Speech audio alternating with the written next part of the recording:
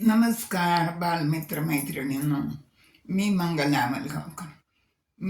माझं मंगला आजीच्या धमाल गोष्टी नावाचं यूट्यूब चॅनल आहे. त्याच्यावर मी तुम्हाला निरनिराळ्या गोष्टी सांगते, काही अनुभव सांगते, काही श्लोक सांगते, आणखीन काही विनोदी प्रसंगही सांगते बरं का.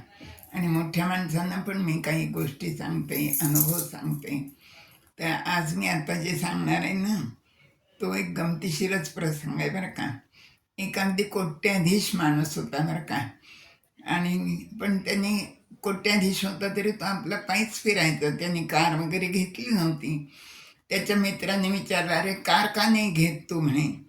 तर तो म्हणे, "अरे काय कार घ्यायला काही नाही म्हणे, माझ्याकडे पैसे भरपूर आहेत, पण त्याचे पार्ट बदलतात ना म्हणे सगळे, म्हणून मग मी घेतली नाही म्हणे कार."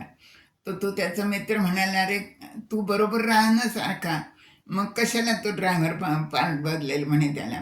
"नाही बदलणार." त्याला त्याचं म्हणणं पटलं. मग त्याने कार घेतली बरं का. मग कार घेतली नवी कोरी. कारमध्ये बसून निघाला बाहेर. मग ड्रायव्हर होताच. ड्रायव्हरनी उजवीकडं कार कार घ्यायला लागला की तो म्हणायचा, "काय करायला लागला?" तर तो ड्रायव्हर म्हणाला, "उजवीकडं कार वळवतोय." मग तो म्हणून पुढं गेल्यावर त्याने डावीकडं कार वळवली. "काय करतो?" तो म्हणे, "डावीकडं कार वळवतोय."